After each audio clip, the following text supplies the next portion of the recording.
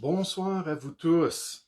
Je vous remercie pour votre temps et votre considération de ce sujet important de la saga du dernier empereur. La saga du dernier empereur de l'histoire de l'homme, du dernier dirigeant mondial sur toutes les nations, le grand sauveur de l'humanité qui deviendra en fait le grand dictateur des derniers temps. Puis la prophétie biblique donne des détails pertinents concernant ce grand personnage à venir, malgré le fait qu'elle ne présente pas son identité exactement ni sa nationalité, offrant aux lecteurs des noms et des titres pour les aider à comprendre quel genre d'empereur il sera, mais surtout, elle présente son règne. Et c'est pour ça qu'on parle de sa saga. Son règne et ses grands actes qui auront lieu dans les derniers temps, les méfaits et la dévastation que ce héros des nations du monde va répandre sur la dernière génération de l'histoire humaine comme on la connaît aujourd'hui. Donc, j'aimerais débuter ce soir cette saga et vous expliquer ce résumé de son règne pour vous aider à comprendre qui sera ce grand empereur. Puis, le premier élément que j'aimerais considérer, c'est les origines inconnues. Les origines inconnues de cet impie. La Bible déclare que ce grand dirigeant mondial paraîtra subitement. Il ne sera pas nécessairement issu d'une lignée royale ou d'une grande famille connue ou d'une longue carrière politique. Il paraîtra subitement et Dieu spécifie que ça va se produire par la puissance de Satan. La puissance de Satan, on sait que le monde entier est sous la puissance du malin. 1 Jean 5 au verset 19, dans 2 Thessaloniciens 2,9, on nous dit que cet impie va paraître comme le grand dirigeant du monde d'une manière surnaturelle grâce à l'intervention de Satan. Puis subitement, puissamment, spectaculairement, alors qu'un pur inconnu deviendra la personnalité de l'âme. Puis là, on peut penser à cette réalité-là, puis penser au fait qu'il est peut-être vivant aujourd'hui, fort probablement. Puis en ce moment, il est comme dans les coulisses et il attend le moment. Il attend le temps qui a été déterminé pour lui. Et je pensais à cela cette semaine alors qu'on pense à Judas qui avait déjà comme dessein de trahir son maître. Puis il a juste attendu de recevoir le morceau de pain pour ouvrir son cœur aux puissances démoniaques. Et ce grand dirigeant-là va être possédé par le malin. Puis là, on le voit, il est dans les coulisses, il attend son temps, il attend l'heure, et quand ce sera le temps, il va paraître subitement. Ce sera toute une révélation pour le monde alors que ce héros va venir conquérir les nations. Dans le livre de Daniel, au chapitre 7, on nous parle de ce personnage-là comme paraissant tout d'un coup, hors de nulle part, pour devenir le grand dirigeant du nouvel ordre mondial. Donc, premièrement, on voit cette apparition soudaine de ce dirigeant. De même, considérons qu'il va paraître lors de la signature d'une entente internationale, lors d'un grand contrat, un grand traité mondial qu'il va venir établir sur la terre. Dans Daniel chapitre 9, on nous dit que ce sera une alliance de paix entre Israël et la communauté internationale. Une alliance pour finalement permettre la paix en Palestine, du moins pour un temps. L'apôtre Paul le dit dans 1 Thessaloniciens chapitre 3 que quand les hommes diront paix et sûreté, et que ce sera le grand sentiment mondial, ce sera le grand désir de l'être humain, qu'il y ait de la paix sur cette terre et de la sécurité, alors une ruine soudaine les surprendra, comme les douleurs de l'enfantement surprennent la femme enceinte, et la Bible nous dit, et ils n'échapperont point. Puis nécessairement, on nous parle de cette génération, on nous parle dans le contexte d'un Thessaloniciens chapitre 5 de la tribulation, de tout ce qui va venir s'abattre sur la terre, et les hommes dans les ténèbres vont être surpris par le jugement de Dieu. Mais ce personnage-là va venir offrir une alliance et un traité international, et les gens vont croire en lui et penser qu'il aura l'autorité et la capacité de maintenir la paix sur la terre. Il y en a seulement qu'un qui a cette capacité-là. Et il s'appelle le prince de la paix. Et ça aussi, c'est à venir, alors qu'il va établir la paix sur la terre. Mais troisièmement, ce grand dirigeant va rencontrer de la résistance. Il va rencontrer de la résistance à l'établissement de son règne, l'établissement de sa domination sur ce nouvel ordre mondial-là qui va avoir été établi dans les derniers temps. Il y aura des nations réfractaires à ses plans. Il y aura des peuples rebelles à l'établissement de son autorité, même sur les souverainetés des peuples. Donc, il va venir pour dominer d'une manière globale. Dans Daniel, chapitre 7, on nous parle de trois rois. Trois rois qui vont se rebeller contre lui. Dans Ézéchiel 38 et 39, on décrit une confédération qui va descendre du nord d'Israël pour venir tester ce traité de paix et de sécurité pour le peuple juif.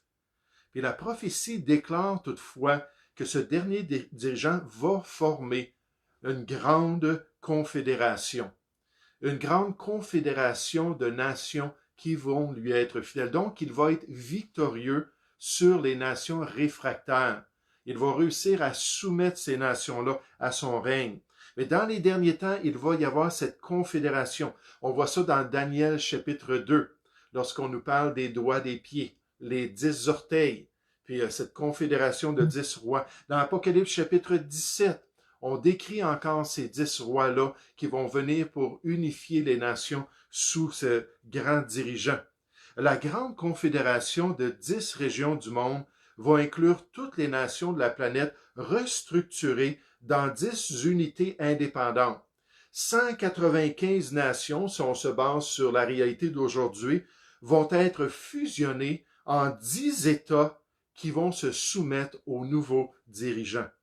Et Dieu nous révèle alors, pendant qu'il va être en train d'unifier ces nations-là, pendant qu'il va être en train d'établir son règne, puis de solidifier sa puissance sur la terre, qu'il va y avoir un attentat contre lui. Un attentat qui va réussir et il va être tué. Et là, ça va être la consternation sur la terre. On fait juste penser au président Kennedy dans les années 60, 62, 63, qui a été assassiné. Puis comme ça a été une grande consternation aux États-Unis, mais même à travers le monde, parce qu'il y avait tellement de gens qui l'appréciaient. Mais là, ça va être le dirigeant mondial qui va être assassiné.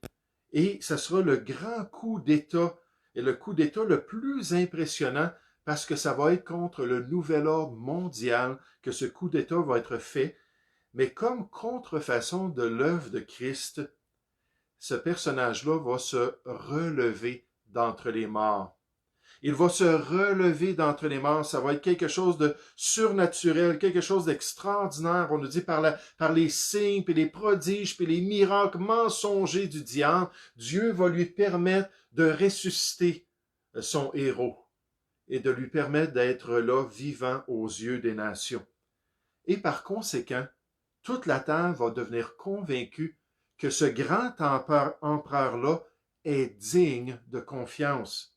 Et les nations vont le suivre à cause de ce grand miracle mensonger qui vient du diable lui-même. Le 13e chapitre de l'Apocalypse, le 17e chapitre de l'Apocalypse décrivent le revirement majeur des événements alors que l'unité mondiale va être solidifiée par cet assassinat et aussi par cette résurrection que Dieu, nécessairement dans sa souveraineté, aura permis, comme un des grands signes des derniers temps. Et par conséquence, l'empereur qui a été rétabli par ce miracle va devenir le grand dictateur. Le grand dictateur du monde, celui qui va orchestrer tout ce qui va se passer pendant ces dernières années de son règne. La grande majorité des nations, la grande majorité des gens sur la terre vont suivre ce dictateur-là avec joie et ils vont dire, d'après Apocalypse chapitre 13 au verset 4, « Qui est semblable à la bête et qui peut combattre contre elle? De tout peuple, de toute langue, de toute nation, les gens vont se soumettre à ce grand dictateur. » Et nécessairement, avec cette gloire qui lui est donnée, puis avec ce regain de popularité, il va sortir pour commencer à manifester ses vraies couleurs. La première chose qu'il va faire, c'est qu'il va rompre l'alliance qu'il avait faite avec Israël. Il va briser cette alliance, ce traité international. Daniel, dans le chapitre 9, nous parle de cette réalité-là au verset 27 et 28, je pense. Mais qu'il va venir et il va détruire ce traité-là. Il va cesser de présenter la paix comme le grand besoin des nations. Au contraire, il va commencer à montrer le côté le plus sombre et meurtrier de son règne.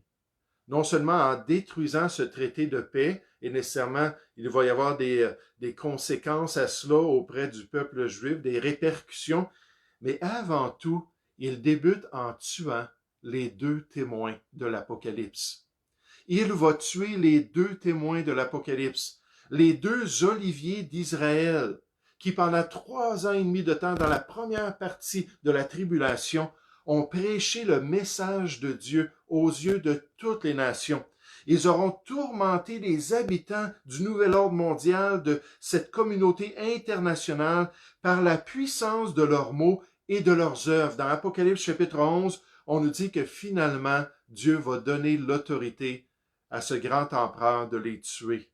Après ce témoignage de 3 années et demie, et après les avoir tués, le grand empereur va utiliser leurs dépouilles comme un exemple visuel de vengeance sur tous ceux qui oseraient s'opposer à son règne. Et ce ne sera pas juste ces deux témoins-là qui vont être persécutés. Ce sera que le commencement de sa folie meurtrière. Mais alors qu'il est là, puis qu'il est rendu dictateur, puis qu'il a maté la résistance, puis qu'il a le contrôle des médias, puis qu'il fait connaître toute sa volonté aux nations, avec cette nouvelle assurance et cette arrogance extrême, il va se déclarer lui-même Dieu. Lui, un être humain. Lui qui a eu un père et une mère. Lui qui a passé à travers l'enfance, l'adolescence, qui est devenu un adulte et qui a toutes sortes de problèmes dans sa vie comme n'importe quel autre être humain, il va se déclarer comme étant Dieu. Il va se présenter comme celui qui est digne de l'adoration des nations épies. Et il va exiger que les hommes lui rendent l'honneur suprême qu'il mérite tant. Et nécessairement, il va y avoir des gens qui vont dire « ça n'a pas d'allure ». On ne peut pas adorer l'homme, et pour faire taire ces opposants-là, il va commencer un règne de terreur contre Israël, contre le peuple de Dieu même, le peuple élu, les Juifs. Il va s'attaquer à la prunelle même de Dieu, à ceux qui ont reçu cette promesse qui est répétée dans l'Ancien Testament, premièrement à Abraham, puis ensuite à ses descendants, quand Dieu dit « Ceux qui vont te bénir, je les bénirai, et ceux qui vont te maudire, je les maudirai. » On peut regarder toutes les nations puis les royaumes à travers l'histoire qui se sont attaqués au peuple juif, juste à penser à la Deuxième Guerre mondiale avec l'axe, n'est-ce pas, l'axe d'Adolf Hitler, puis de Mussolini, puis de l'empereur japonais qui se sont levés contre les nations du monde, et en particulier contre Israël. Puis comment il y avait eu une condamnation, puis une destruction qui s'est abattue sur eux. Puis dans Apocalypse chapitre 12, on affirme que c'est le diable lui-même qui est au contrôle de sa marionnette, de ce personnage humain-là qui fait tout ce qu'il désire. C'est le diable lui-même qui va mettre ce désir dans le cœur du grand dirigeant des derniers temps. Et non seulement il va s'attaquer au peuple juif, du moins à ceux qui n'auront pas suivi, qui n'auront pas été séduits par lui, il va s'attaquer au peuple juif, mais aussi il va essayer de détruire tout réfractaire. Il va essayer d'anéantir toute l'opposition sur la planète Terre. Tous ceux qui s'opposent à son règne, tous ceux qui vont résister à ses consignes et à ses règles qu'il va propager à travers le monde. Dans Apocalypse chapitre 13, par exemple, on nous donne l'exemple que ceux qui vont refuser de prendre la marque d'allégeance de la communauté internationale, la marque d'allégeance de l'Empire des derniers temps, le fameux 666, et je vais faire une vidéo bientôt sur ce fameux chiffre-là, 666. Mais ces gens-là qui vont refuser de rentrer, de vraiment se livrer à cette communauté-là, puis de se détourner de Dieu en le faisant, ces gens-là vont être arrêtés et finalement exécutés.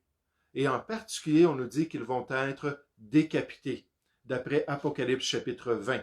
Encore une fois, les utilisant comme un exemple visuel de ce qui arrive à ceux qui s'opposent à la communauté internationale et à ce nouvel ordre mondial-là. Finalement, on nous dit, concernant ce grand personnage, qu'il va détruire même l'Église apostat des derniers temps. Il va détruire l'Église apostat, le grand système religieux mondial qui lui a permis de s'élever au pouvoir et d'établir son influence sur toutes les nations du monde. Il ne tolérera absolument pas de compétition pour la vénération de l'être humain. Il va vouloir toute la gloire, et une fois que cette Église-là, la grande Babylone, va avoir accompli ses désirs, va avoir accompli son objectif pour lui permettre de devenir le grand dirigeant, à ce moment-là, il va détruire cette institution. La grande Babylone sera détruite en une seule heure par la puissance internationale des 10 rois qui sont alliés avec ce grand empereur despotique.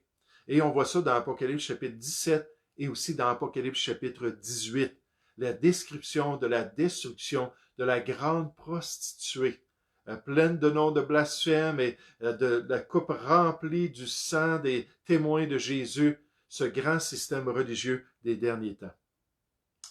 Mais, dans cette saga, n'étant qu'un simple homme, ce grand empereur des derniers temps, qui devait régner dans la souveraineté de Dieu temporairement pour une courte période de 7 ans, d'après Daniel chapitre 9 et les séquences qui sont décrites dans le livre de l'Apocalypse, ce grand empereur sera finalement vaincu à la bataille d'Armageddon. Il sera finalement vaincu par le vrai Messie de Dieu, par le vrai dirigeant choisi par le Seigneur, celui qui a reçu l'héritage de toutes les nations. Oui, le lion de la tribu de Juda qui va paraître à la bataille d'Armageddon, au grand combat du Dieu Tout-Puissant, qui amènera une destruction subite sur ce dirigeant, mais aussi sur la rébellion de l'être humain, sur sa méchanceté et son idolâtrie criminelle.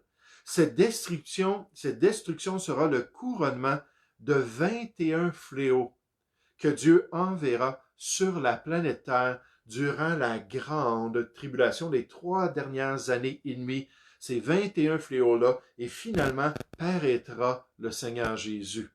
Les prophéties de Daniel, d'Ézéchiel, de Zacharie, de Paul dans 2 Thessaloniciens chapitre 2, de Jean dans Apocalypse chapitre 17 et 19 confirment le sort du dernier dirigeant du monde.